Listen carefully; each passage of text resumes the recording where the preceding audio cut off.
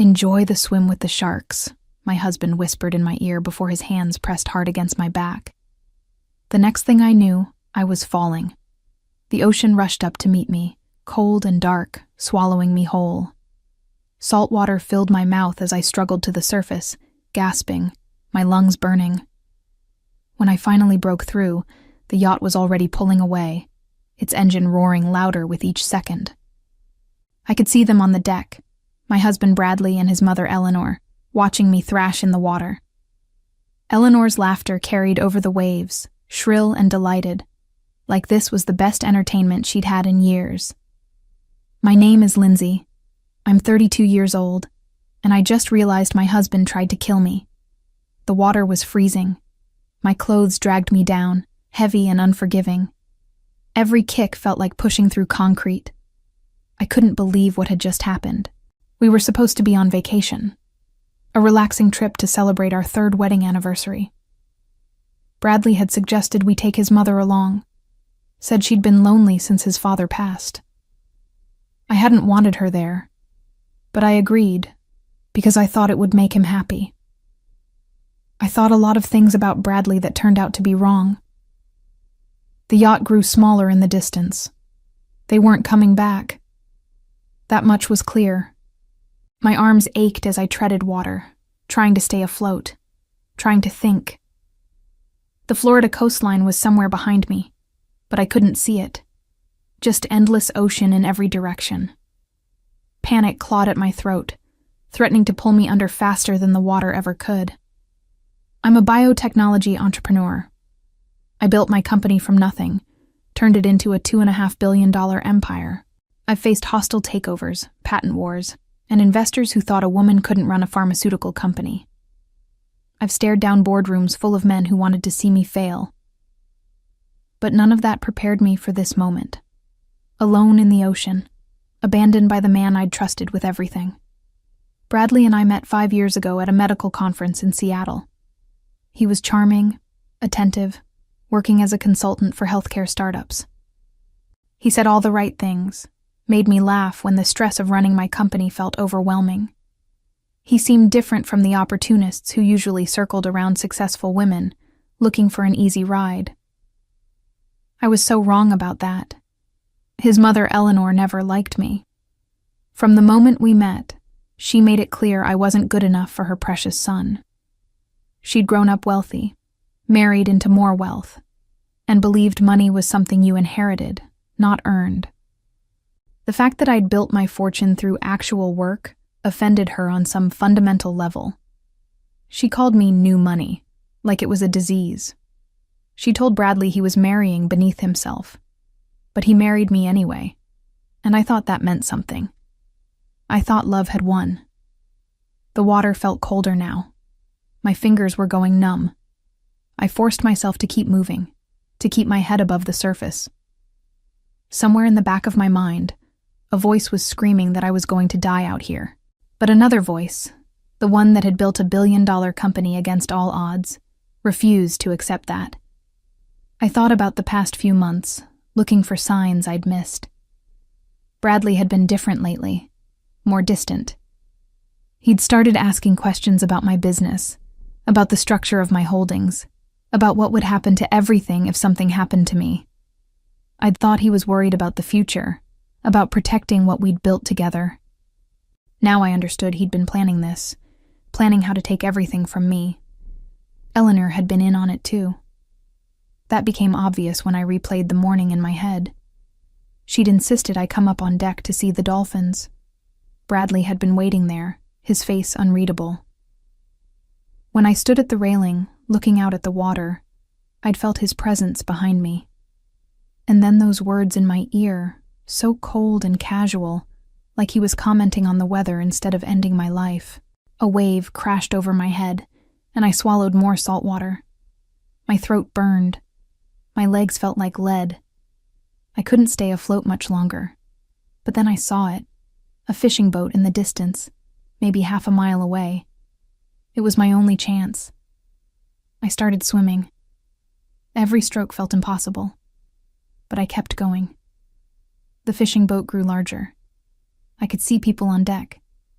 I tried to shout, but my voice was gone, swallowed by the ocean and exhaustion. I waved my arms, splashing, desperate to be seen. Someone pointed in my direction. The boat changed course, heading toward me. Relief flooded through my body, giving me just enough strength to keep my head above water. They were coming. I was going to survive this. As the fishing boat pulled alongside me, and strong hands reached down to haul me out of the water, I made myself a promise. Bradley and Eleanor thought they'd won. They thought I was dead, thought they'd get everything I'd worked for. They had no idea what was coming for them. I wasn't just going to survive.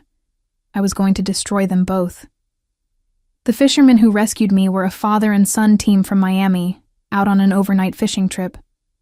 They wrapped me in blankets, gave me hot coffee, and asked if I needed a hospital. I said no. What I needed was a phone and a way back to shore that wouldn't involve any official reports.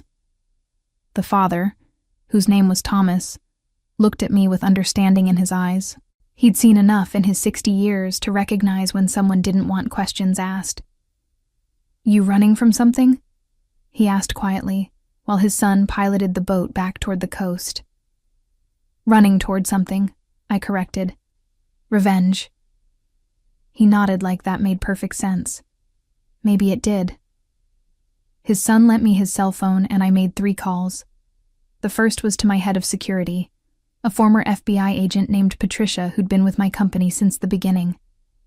The second was to my lawyer, a shark named Gregory who specialized in the kind of legal warfare I was about to wage. The third was to my closest friend and business partner, a brilliant chemist named Diana, who'd helped me build our pharmaceutical empire and who would move mountains to help me now. I told them what Bradley and Eleanor had done.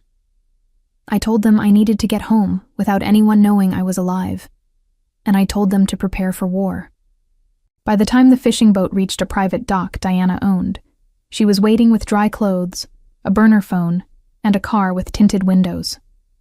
She hugged me so hard I thought my ribs might crack, tears streaming down her face. "I thought you were dead," she whispered. "When Bradley called the Coast Guard, reported you'd fallen overboard and drowned, I thought I'd lost you. He called the Coast Guard. That was bold.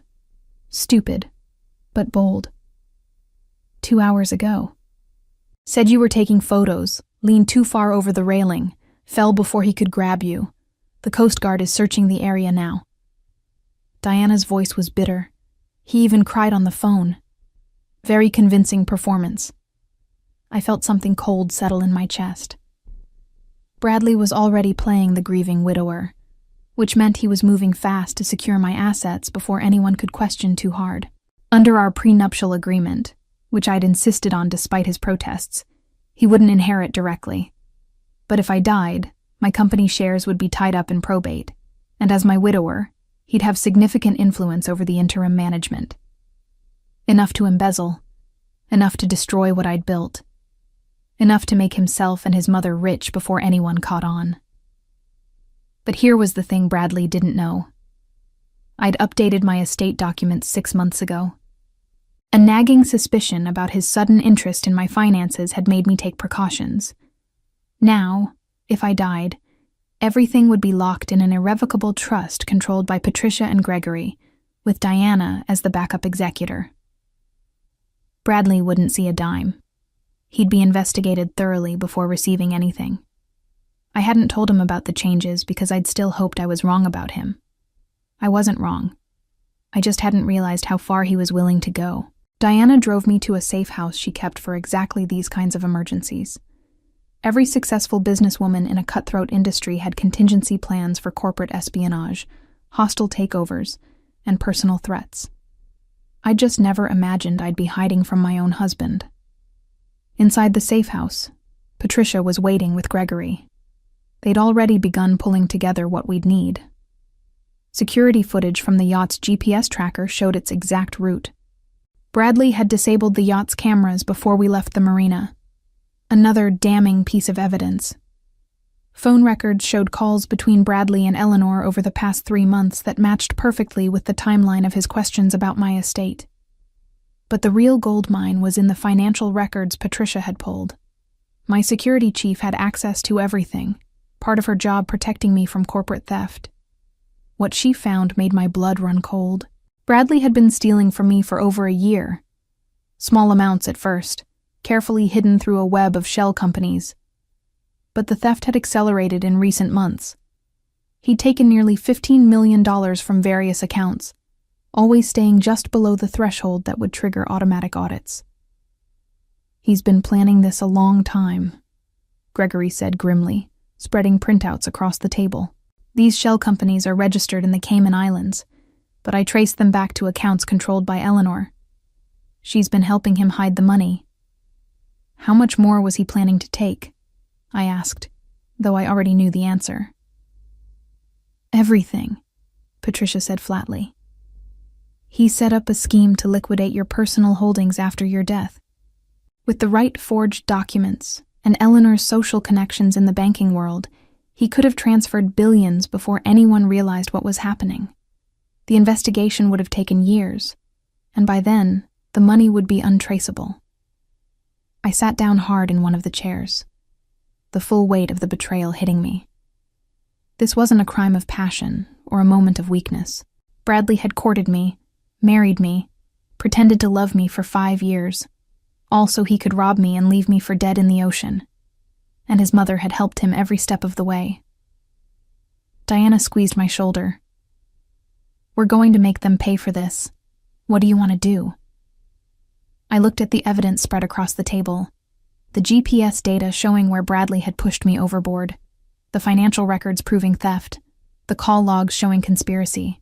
I had everything I needed to send them both to prison for decades. But prison was too clean, too simple. I wanted them to feel what I felt in that ocean, helpless, terrified, watching everything they valued slip away while they couldn't do anything to stop it. "I want to go home," I said quietly. "I want to be there when Bradley walks through the door." My house sat on 3 acres in Coral Gables, a modern masterpiece of glass and steel that overlooked the bay. I'd designed it myself, every detail perfect, every room a testament to what I'd accomplished. Bradley had loved it when we moved in after the wedding. He'd loved a lot of things about my success back then: the house, the cars, the private jet, the social status. What he'd never loved was the work it took to build those things, or the woman who'd done the building. Patricia drove me through the private gate after dark. The house was blazing with lights. Through the windows, I could see movement inside. Bradley and Eleanor were home, probably celebrating, probably already spending my money in their heads, planning their wealthy future. The thought made me smile, cold and sharp. "You sure about this?" Patricia asked as she parked in the shadows near the guest house. "We could handle this through legal channels. Cleaner that way." "Nothing about this is going to be clean," I told her. "But it will be thorough." We'd spent the afternoon planning every detail. Gregory had filed emergency motions with 3 different judges, freezing all accounts associated with Bradley and Eleanor, including the shell companies. By morning, they wouldn't be able to access a single dollar. He'd also drafted criminal complaints and delivered copies to the district attorney, the FBI's Financial Crimes Unit, and the Securities and Exchange Commission. The investigation would start immediately, even before Bradley knew I was alive. Diana had used her connections at the company to lock Bradley out of every system, every database, every piece of information he might try to access or destroy. His employee credentials were revoked, his email account suspended, his keycard deactivated. If he tried to enter our offices, security would escort him out. She'd also alerted the board of directors about the theft, and they'd voted unanimously to prosecute to the fullest extent of the law. But those were just the practical moves. What I had planned for tonight was personal. I walked up to my own front door and used my key. The alarm didn't beep. Bradley must have disarmed it. Careless of him. I moved silently through the marble foyer, following the sound of voices to the living room. They were drinking my wine, $20,000 bottles from my private collection, toasting each other with crystal glasses. "To Lindsay," Bradley said, raising his glass with a grin. "May she rest in peace and ignorance." Eleanor laughed, that same shrill sound I'd heard from the yacht. "I still can't believe you actually did it. I thought you'd lose your nerve at the last second." "It was easier than I expected," Bradley said casually, like he was discussing a business transaction instead of murder. "She trusted me completely, never suspected a thing. Even when I asked about her will, she just smiled and said she wanted to make sure I was taken care of." He shook his head, amused by my stupidity. "She actually thought I loved her." "Women like that always do," Eleanor said, settling deeper into my leather couch. "They make their fortunes, think they're so smart, but they're desperate for validation from a man. You just had to play the part long enough. And now everything she built belongs to us." "Well, to you mostly," Bradley corrected. "I'll be the grieving widower who can't handle the business alone. You'll step in as interim CEO through your board connections. We'll quietly liquidate everything over the next 2 years. And then we're set for life. By the time anyone figures out what happened, we'll be living in Switzerland with new identities and more money than we could spend in 10 lifetimes." I stepped into the room. Interesting plan, just one problem. They both froze, glasses halfway to their lips, staring at me like I was a ghost, which I supposed I was supposed to be. Bradley dropped his glass. It shattered on the hardwood floor, red wine spreading like blood across the polished surface. His face went absolutely white, then green, like he might vomit. Eleanor made a sound somewhere between a gasp and a scream, her hand flying to her chest. "Lindsay," Bradley breathed. We saw you drown?" I finished calmly, walking further into the room. "Yes, you did try very hard to make that happen. Unfortunately for you, I'm an excellent swimmer. State champion in high school, remember? You really should have done more research before attempting murder." Eleanor found her voice first, though it came out shaky and thin. "This is absurd. You fell overboard." Bradley called for help immediately. "We've been devastated, absolutely devastated. Save it," I cut her off. "I know everything. The shell companies in the Cayman Islands. The $15 million you've stolen so far. The plan to liquidate my assets after my death. The phone calls between you two over the past 3 months, coordinating every detail." I pulled out my phone and held it up.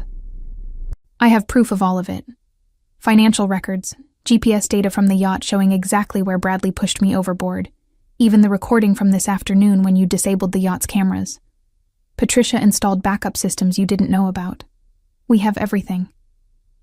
Bradley stumbled backward, knocking into an end table. An expensive vase toppled and smashed. He barely noticed. "You can't... We can explain."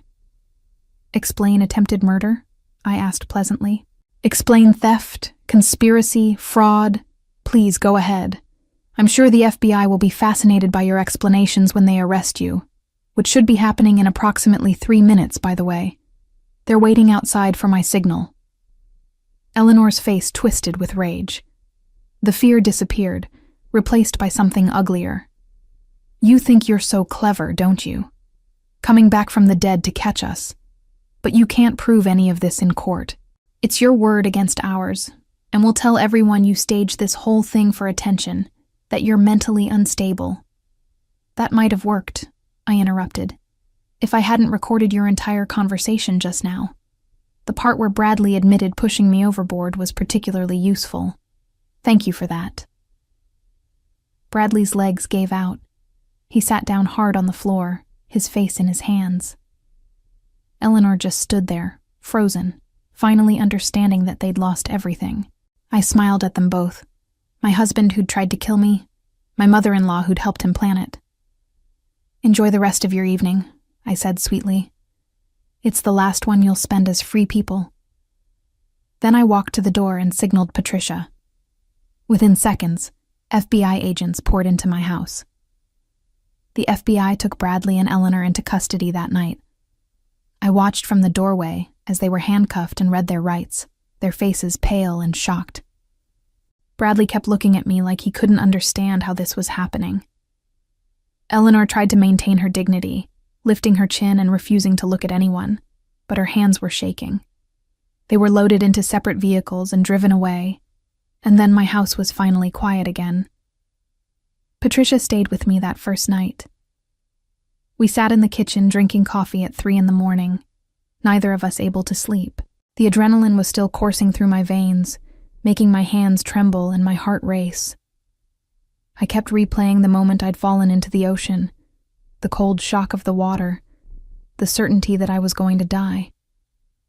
Then I'd remember Bradley's face when he saw me alive, the absolute terror in his eyes, and something dark and satisfied would settle in my chest. "You okay?" Patricia asked, watching me carefully. "I don't know," I admitted. "Is it wrong that I enjoyed watching them get arrested? That I wanted to see them suffer?" She shook her head. "They tried to kill you and steal everything you built. You're entitled to whatever you're feeling right now." She paused, choosing her words carefully. "But you need to prepare yourself. This is just the beginning. The trial, the media attention, the investigation into every aspect of your life and theirs. It's going to get worse before it gets better." She was right. By morning, the story had broken. Someone had leaked details to the press, and my attempted murder was headline news. The phones started ringing before sunrise. Every major network wanted an interview. Reporters camped outside my gate. My company's stock initially dropped on the chaos, then surged when investors realized I was alive and the company was safe. The board issued a statement supporting me fully and condemning Bradley's actions. Diana came over that afternoon with lunch and moral support. We sat in my study, away from the windows where photographers were trying to get shots with telephoto lenses. She'd brought Thai food from my favorite restaurant and a bottle of wine, though neither of us had much appetite. "The company is fine," she assured me. "Better than fine, actually. Our competitors thought we'd be vulnerable with you gone, started making moves to poach our researchers and steal our contracts. Now they're backpedaling hard, trying to pretend they never doubted us." She smiled grimly. "Your near-death experience has actually strengthened our market position. Nothing says commitment like surviving a murder attempt and coming back swinging." I laughed, though it sounded hollow. "Glad my trauma is good for business." "That's not what I meant." Diana's expression softened. "I'm just saying you don't need to worry about the company. We've got everything handled while you deal with this legal nightmare. Take whatever time you need." But I didn't want time. I wanted to work, to focus on something other than the fact that my husband had tried to kill me. I wanted to feel normal again, though I suspected normal was something I'd never quite achieve. "How did you go back to regular life after discovering the person you loved most in the world had been planning your murder?" Gregory called that evening with updates. "The district attorney is moving fast. They want to charge Bradley and Eleanor with attempted murder, conspiracy to commit murder, theft, wire fraud, and money laundering. The evidence is overwhelming. Both their lawyers are already talking about plea deals." "No deals," I said immediately. "I want them to face trial for everything they did." "Lindsay, think about this carefully. A trial means months of your life consumed by court proceedings. It means testifying in detail about your relationship with Bradley, having every aspect of your marriage examined publicly. Their defense attorneys will attack your credibility, suggest you're lying or exaggerating. They'll try to paint you as a controlling, paranoid businesswoman who drove Bradley to desperation. It won't be pleasant." "I don't care," I said firmly. "They tried to kill me, Gregory. They planned it for months, stole millions, and would have taken everything if I'd actually died. I want a jury to hear exactly what they did. I want it on public record." He sighed but didn't argue further. "All right, I'll inform the district attorney's office that we're rejecting any plea negotiations. Prepare for this to get ugly." He had no idea how ugly it would become. 2 days later, Eleanor made bail. Her lawyers argued she was elderly, had no criminal record, and posed no flight risk. The judge agreed, setting bail at $5 million. Eleanor posted it immediately. Apparently, she had money hidden that we hadn't found yet. She walked out of jail looking righteous and angry, straight into a crowd of reporters. "My son is innocent," she announced to the cameras, her voice strong and clear. "Lindsay is mentally unstable. She's always been jealous of our close relationship, always trying to drive a wedge between Bradley and his family. She staged this entire thing to frame us because Bradley finally stood up to her controlling behavior. The truth will come out in court, and everyone will see what kind of person she really is." I watched the press conference from my study, feeling something cold and heavy settle in my stomach. Eleanor wasn't just defending herself. She was going on the offensive, and she was good at it. Decades of social connections, charity work, and careful image management had made her a respected figure in certain circles. She knew how to play the victim, how to make herself sympathetic. The media coverage shifted almost immediately. Suddenly there were articles questioning my version of events. Opinion pieces about wealthy women who weaponized accusations against men.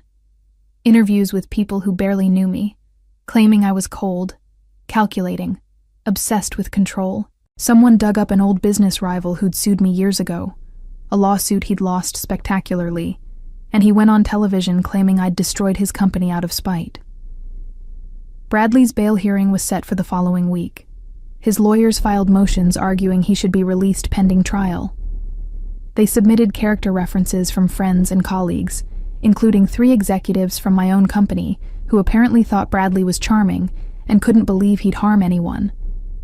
It made me sick to read their statements, knowing they were defending someone who'd literally pushed me into the ocean to die.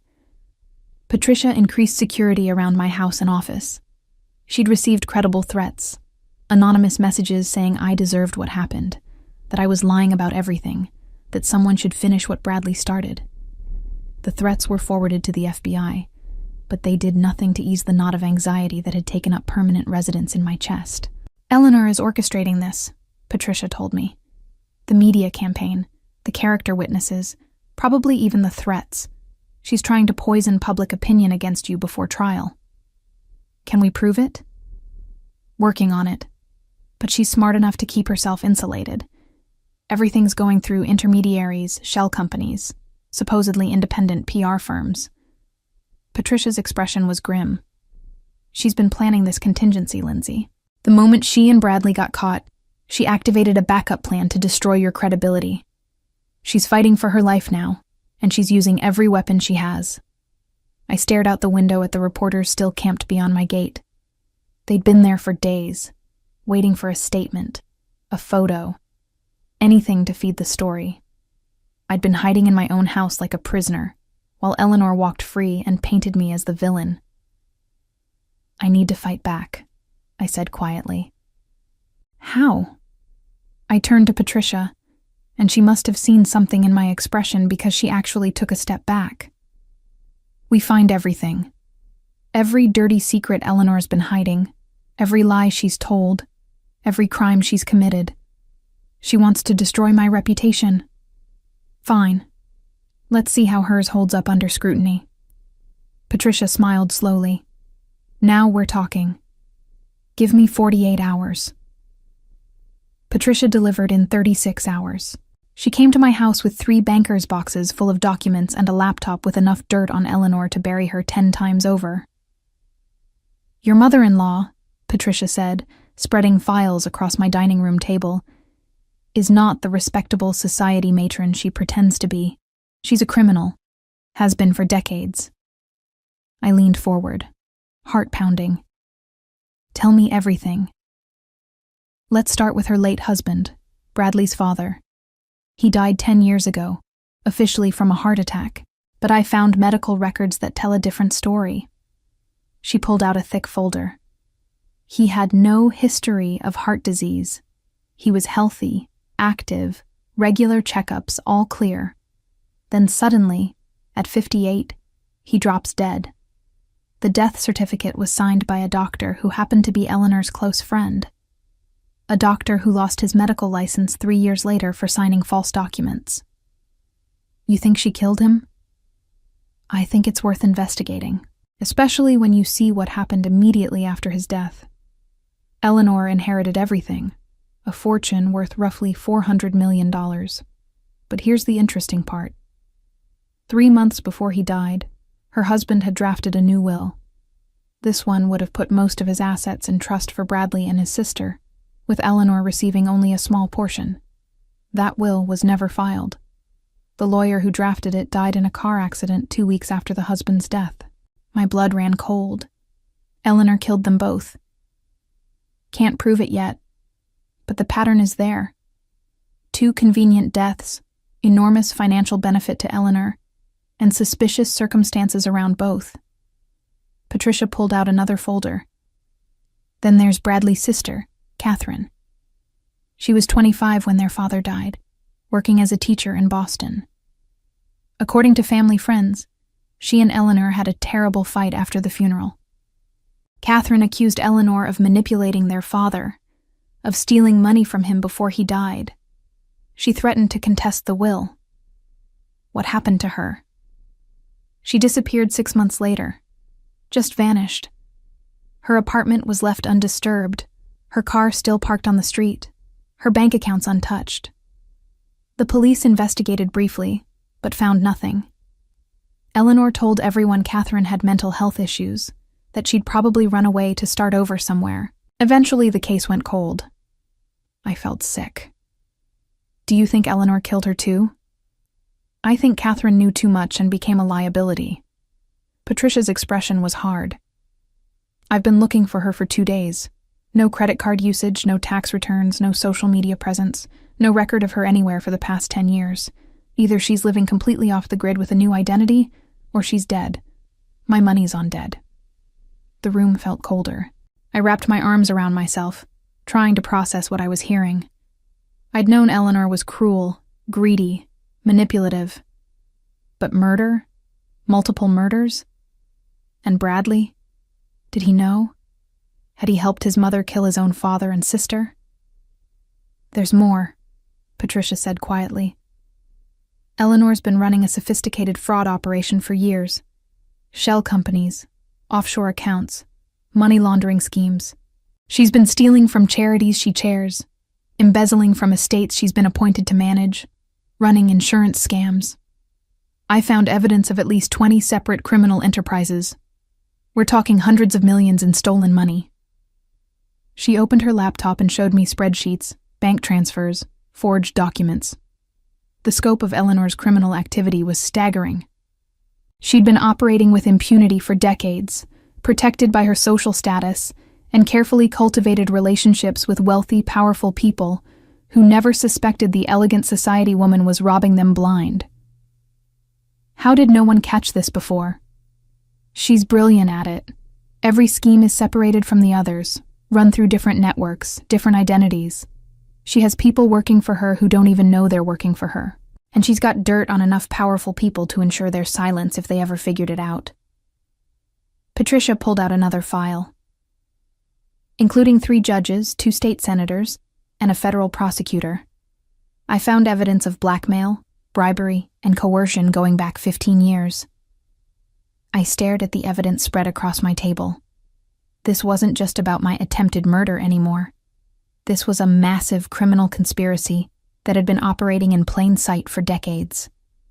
Eleanor had destroyed lives, stolen fortunes, possibly committed multiple murders, and she'd gotten away with all of it because she knew how to manipulate the system and the people who ran it.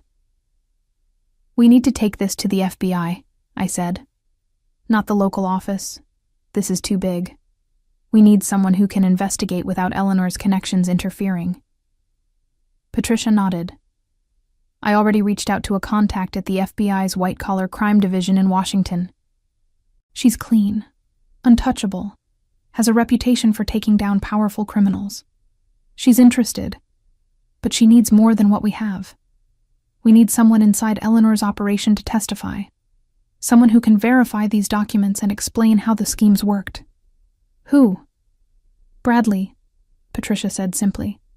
He's been helping his mother for years. He knows where all the bodies are buried, literally and figuratively. If we can flip him, Get him to testify against Eleanor in exchange for a reduced sentence. We can take her down. I felt something twist in my chest. Bradley had tried to kill me. He deserved to rot in prison for the rest of his life. The thought of offering him any kind of deal made me want to scream. But if it meant destroying Eleanor, exposing everything she'd done, bringing justice for Catherine and all her other victims. Set up a meeting with his lawyer, I said finally. Let's see if Bradley values his freedom more than his mother. Patricia smiled coldly. This is going to be fun. The meeting happened 2 days later in Gregory's office. Bradley's lawyer, a nervous man named Theodore who clearly knew his client was guilty, sat across from us looking uncomfortable. Gregory laid out our proposal. Bradley would provide detailed testimony about Eleanor's criminal operations, help the FBI build cases against her co-conspirators, and cooperate fully with the investigation into his father's death and sister's disappearance. In exchange, we'd recommend a reduced sentence on the attempted murder charge, 15 years instead of life, with possibility of parole. Theodore consulted with Bradley for an hour in a conference room. I waited in Gregory's office, drinking coffee and trying to ignore the knot in my stomach. I didn't want Bradley to get any kind of deal. I wanted him to suffer. But Patricia was right. Without someone inside Eleanor's organization, we might never be able to prove everything she'd done. She was too good at covering her tracks. Finally, Theodore returned. Bradley agrees to your terms. He'll testify against his mother and provide whatever evidence you need. But he has one additional condition. What condition? Gregory asked sharply. He wants to speak with Lindsay. Alone. Just 5 minutes. I felt my hands clench into fists. Absolutely not. It's non-negotiable, Theodore said. If you want his cooperation, he needs to say something to you first. He insists it's important. Patricia started to object, but I held up a hand. Fine, 5 minutes. But you're staying in the room the entire time, Patricia. And if he tries anything, you have my permission to shoot him. She smiled grimly. Gladly. They brought Bradley in wearing an orange jumpsuit and handcuffs. He looked terrible, thinner than I'd ever seen him. Dark circles under his eyes, his usually perfect hair unwashed and disheveled. Prison was not agreeing with him. Good. Patricia stood by the door, hand resting casually on her weapon. Gregory sat beside me, legal pad ready. Bradley took the seat across from us, his handcuffs clinking against the metal table. For a long moment he just stared at me, his expression unreadable. You have 5 minutes, I said coldly. Say whatever you need to say. I'm sorry. His voice cracked. Lindsay, I'm so sorry for everything. I know that doesn't mean anything now. I know I can never take back what I did. But I need you to know. I never wanted to hurt you. I never wanted any of this. I felt rage bubble up in my chest. You pushed me off a yacht into shark-infested waters. You whispered, "Enjoy the swim with the sharks," in my ear while you did it. What part of that didn't involve wanting to hurt me? It was my mother, he said desperately, leaning forward. She's been controlling me my entire life. She planned everything. The marriage, the theft, the murder. I was just following her orders, like I always have. She made me believe it was the only way, that you'd never give us what we needed, that this was justified somehow. But I was wrong. I was so wrong, and I'm sorry. You're not sorry you tried to kill me, I said, my voice steady despite the anger coursing through me. You're sorry you got caught. There's a difference. Bradley flinched like I'd slapped him. That's not true. I've been thinking about this every day since they arrested me. About what I did to you. How terrified you must have been in that water. I can't sleep. I keep seeing your face when I pushed you. The betrayal in your eyes. It's destroying me. Good, I said flatly. You should be destroyed. You tried to murder me for money. You married me, pretended to love me for 5 years, all while planning to rob me and leave me dead. Whatever torment you're experiencing now is nothing compared to what you deserve." Tears started running down his face. Real tears, I noticed with some surprise. I'd never seen Bradley cry before. I know I deserve everything that's happening to me. But my mother doesn't get to walk away from this. She's been manipulating me since I was a child, using me to commit crimes, threatening me when I tried to resist. She killed my father, Lindsay, and my sister Catherine. She killed her too. I helped cover it up because I was too scared to say no to her, but I can't keep living with that guilt. I studied his face, looking for signs of deception. "Why should I believe anything you're saying? You're facing life in prison. Of course you'd blame your mother and play the victim." "Because I have proof," he said urgently. "I've been documenting everything for years. Every crime, every scheme, every murder. I kept files hidden in places my mother doesn't know about. Insurance in case she ever tried to throw me under the bus. I was planning to use them to escape her someday, to start over somewhere she couldn't reach me. But now I want to use them to destroy her." Gregory leaned forward, interested despite himself. "What kind of files?" "Financial records, recordings of conversations where she admits to crimes, evidence about my father's murder, letters my mother wrote to the doctor who falsified the death certificate, discussing payment for his cooperation, information about Catherine's disappearance, including a recording of my mother admitting she had Catherine killed and where the body is buried." Bradley's voice was shaking now. "I can give you everything. Every person she's blackmailed, every crime she's committed, every skeleton in her closet. I can hand you my mother's entire operation and watch it burn. But I need something in return." "You're already getting a deal," I said. 15 years instead of life. "I don't mean the sentence reduction. I mean protection." Bradley glanced at Patricia, then back to me. "My mother has connections everywhere. If she finds out I'm testifying against her, she'll have me killed. I need witness protection, a new identity after I serve my time, enough money to disappear somewhere she'll never find me. That's what I want in exchange for destroying her." The room was silent. I looked at Gregory, who was scribbling notes furiously. Patricia had her arms crossed, expression skeptical but thoughtful. "You realize if you're lying," Patricia said quietly, "if you lead us on a wild goose chase and waste our time with fake evidence, your deal disappears and you go back to facing life in prison for attempted murder." "I'm not lying." Bradley met her gaze steadily. "I've hated my mother for years. She's made my entire life a nightmare.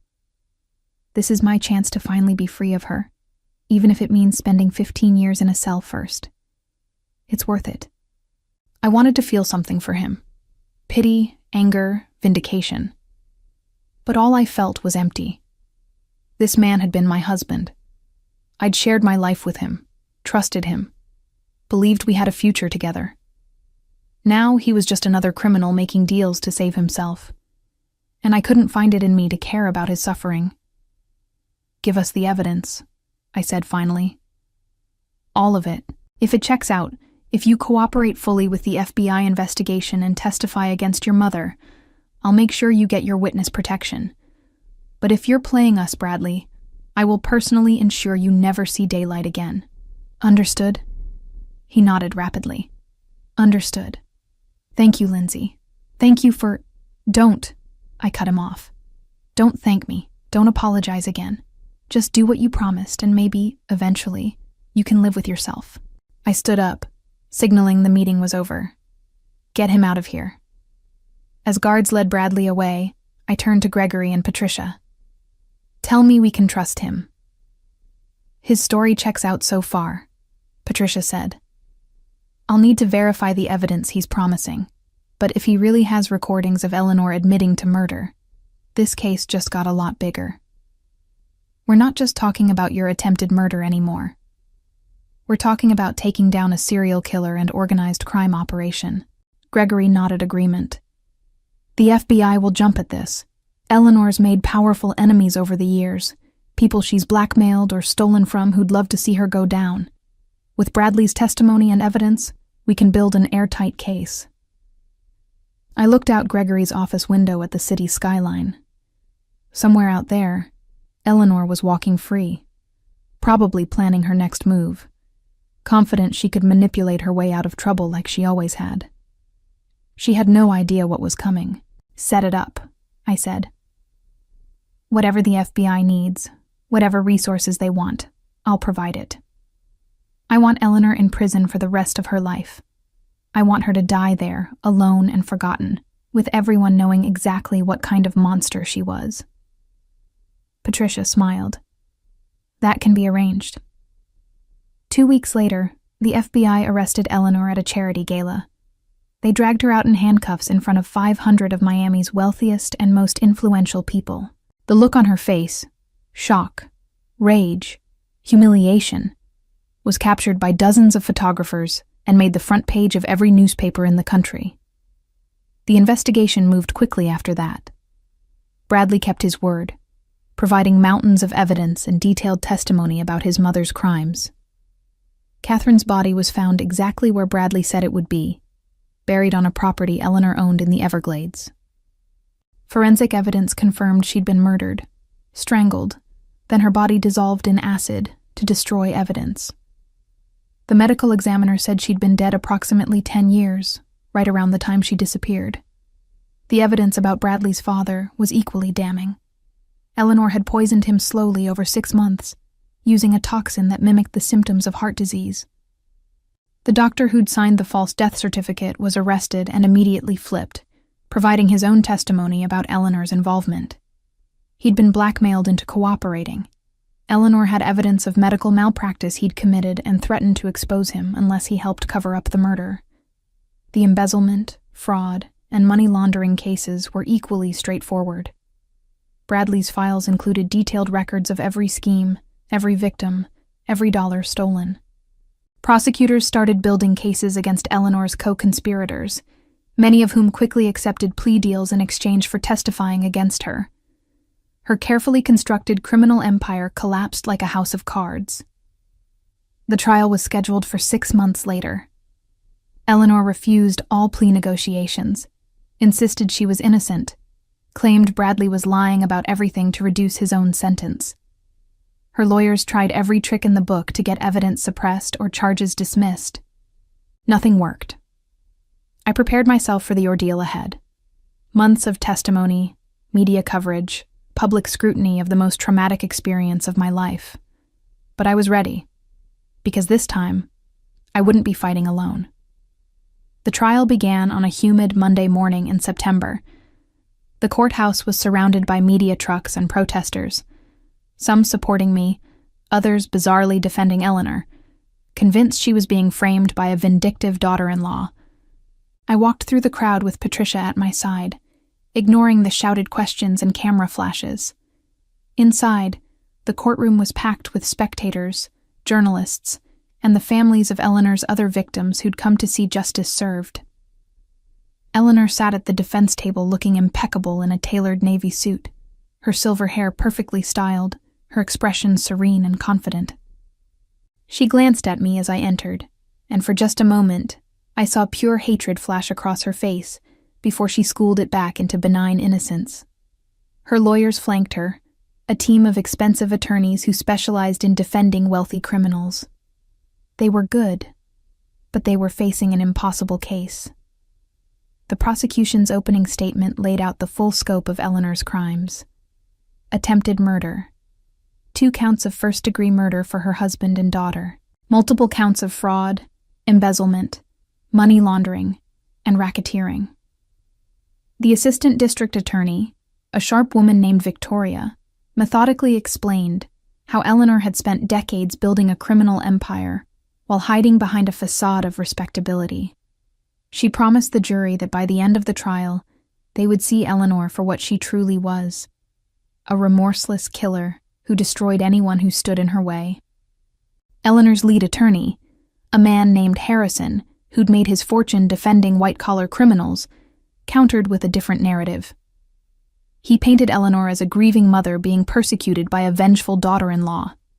He claimed I'd orchestrated this entire prosecution out of spite, that Bradley's testimony was coerced and unreliable, that the evidence was circumstantial at best. He asked the jury to see Eleanor as she really was, a devoted mother, a pillar of the community, a charitable woman who dedicated her life to helping others. I sat in the gallery watching this performance, feeling my anger build with every word. Harrison was good. He made Eleanor sound almost sympathetic. But I knew Victoria was better, and the evidence was overwhelming. The prosecution's case unfolded over 3 weeks. They called forensic experts who'd examined Catherine's remains and confirmed she'd been murdered. They called the doctor who'd falsified Bradley's father's death certificate, who testified tearfully about Eleanor's threats and blackmail. They called victims of Eleanor's fraud schemes, elderly people whose retirement savings she'd stolen, charities she'd embezzled from, business partners she'd destroyed. Each witness added another layer to the portrait of Eleanor as a calculating predator. Bradley testified on day 12. He looked different from the last time I'd seen him.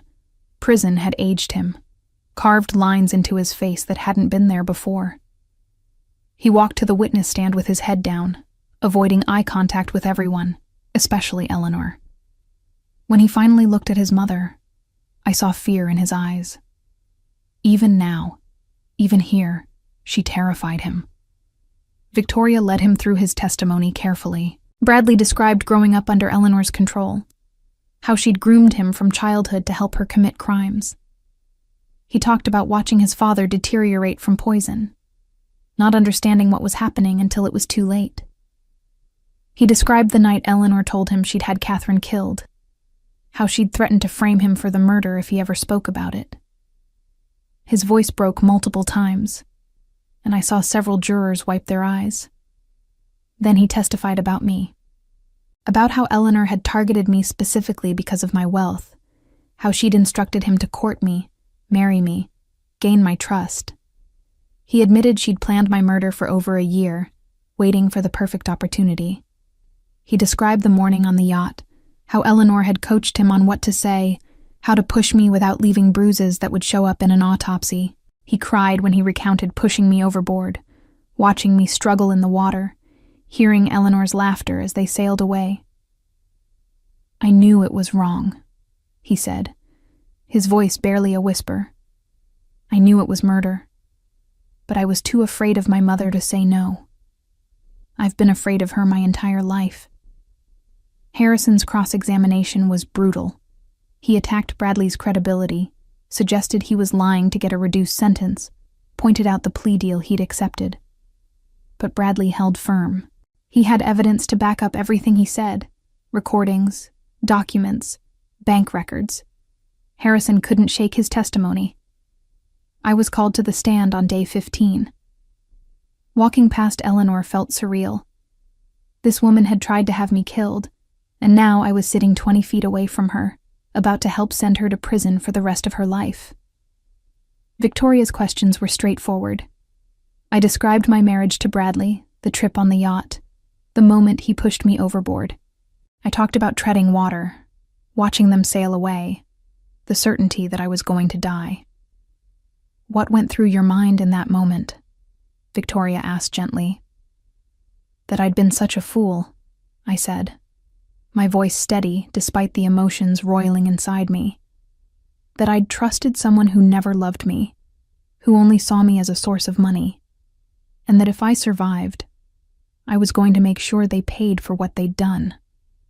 Harrison's cross-examination tried to paint me as a vindictive ex-wife exaggerating events, but the GPS data from the yacht, the medical records from my rescue, the recordings I'd made of Bradley and Eleanor, all of it supported my testimony. He couldn't break me. The prosecution rested after 3 weeks. Eleanor's defense lasted 2 days. Harrison called character witnesses who testified about Eleanor's charitable work and community involvement, but Victoria dismantled each one on cross-examination, showing how Eleanor had used those same charities to launder stolen money. Eleanor herself didn't testify. Too risky, given the evidence against her. Closing arguments happened on a Friday. Victoria's was powerful and clear, walking the jury through every piece of evidence, every crime, every victim. Harrison's was desperate, asking the jury to ignore the facts and focus on reasonable doubt that didn't exist. The jury deliberated for 6 hours. When the bailiff announced the jury had reached a verdict, my heart started racing. Patricia squeezed my hand as we stood for the jury to enter.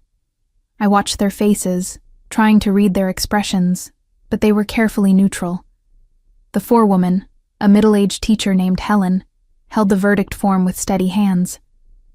On the count of attempted murder in the first degree, how do you find the defendant? Guilty. Eleanor's face went white. Harrison put a hand on her shoulder, but she shook him off. On the count of murder in the first degree and the death of Catherine Wells, how do you find the defendant? Guilty. A sound escaped Eleanor's throat, something between a gasp and a moan. In the gallery, I saw people who'd known Catherine crying, holding each other. On the count of murder in the first degree and the death of Robert Wells, how do you find the defendant? Guilty. The guilty verdicts continued. Every count of fraud, every count of embezzlement, every count of money laundering and racketeering. Guilty, guilty, guilty. 23 counts total, each one another nail in Eleanor's coffin. By the end, she was gripping the table so hard her knuckles were white, her perfect composure finally cracking. The judge thanked the jury and scheduled sentencing for 2 weeks later. As the bailiff moved to take Eleanor back into custody, she finally lost control. She lunged toward me, screaming, "This is all your fault! You destroyed my family! You should have died in that ocean like you were supposed to!" Guards grabbed her before she could reach me, but her words echoed through the courtroom. Several journalists captured video of her outburst. It would be all over the news within an hour, destroying any remaining sympathy people might have had for her.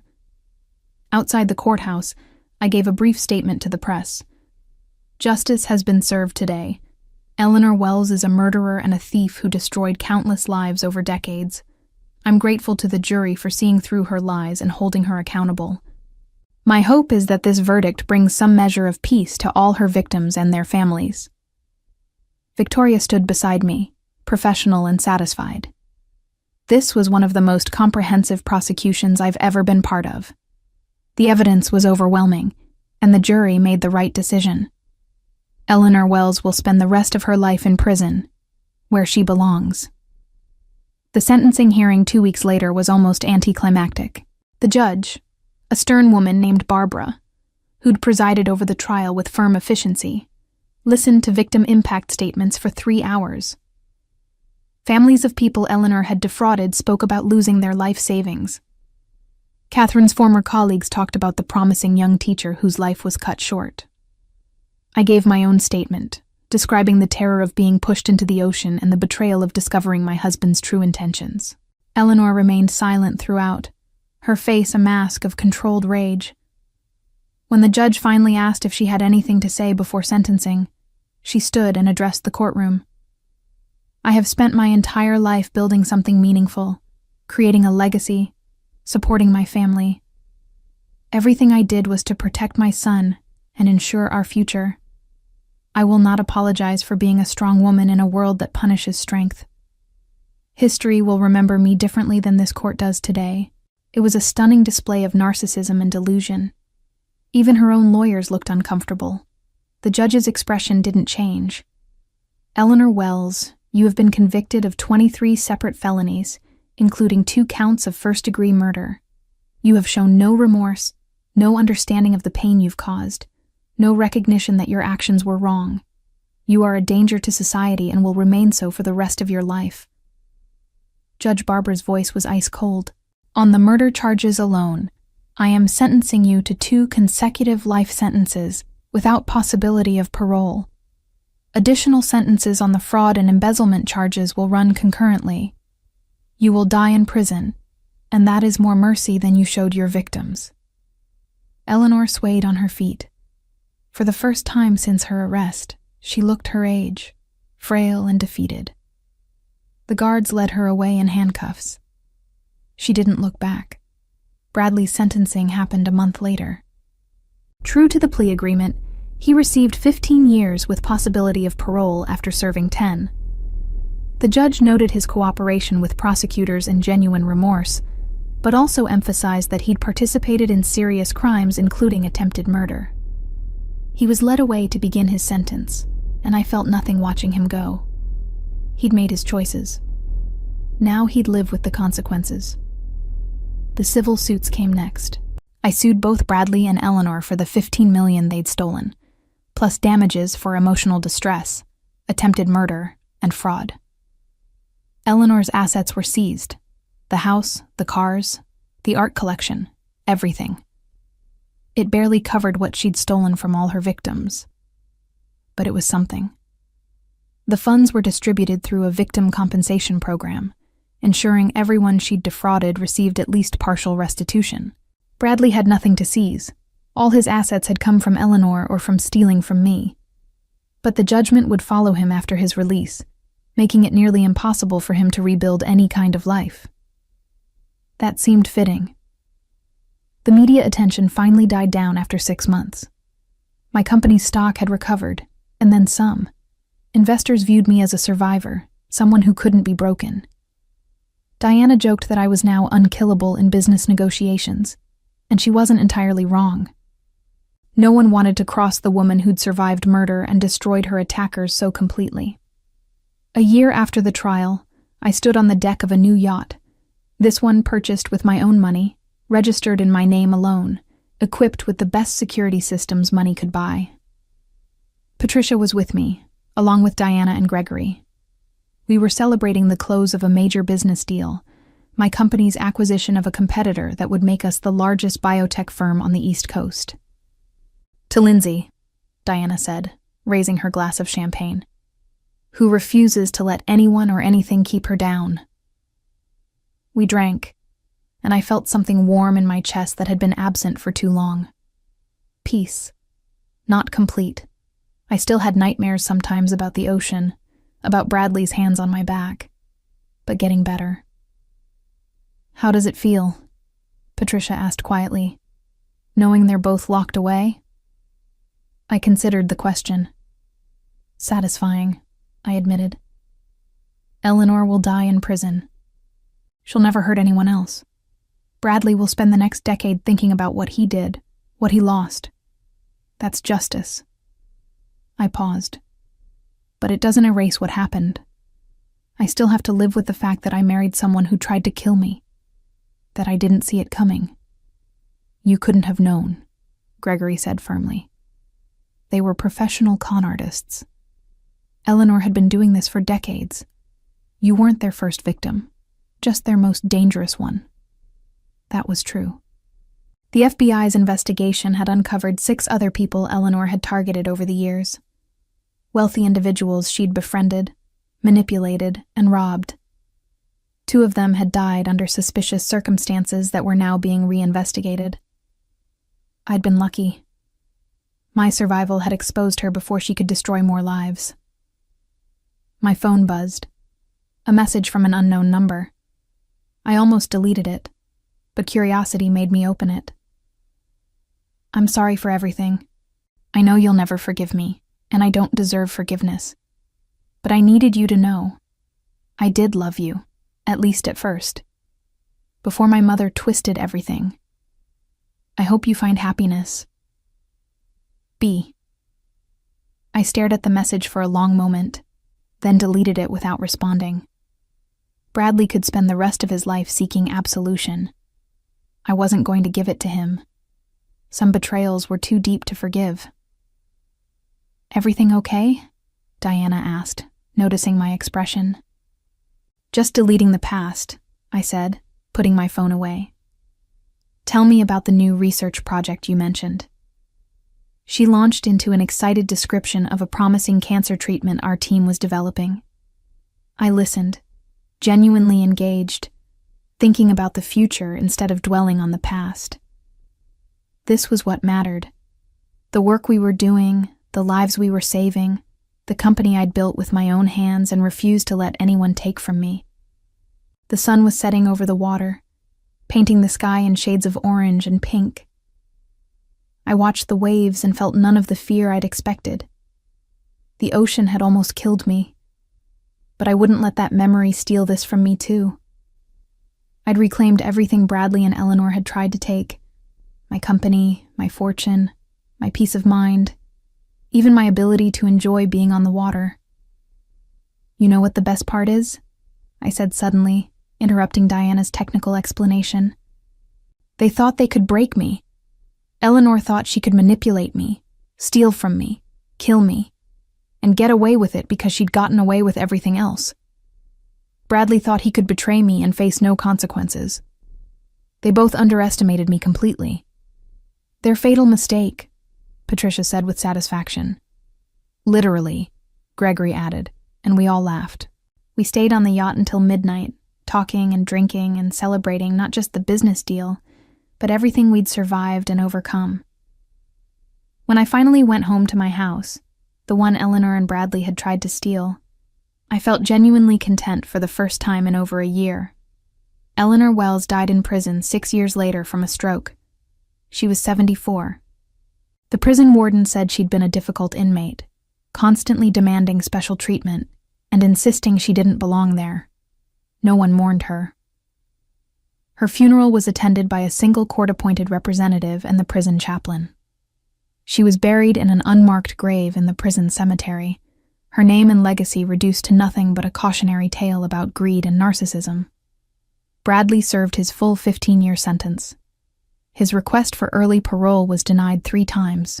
Upon his release, he entered witness protection with a new identity, per his agreement.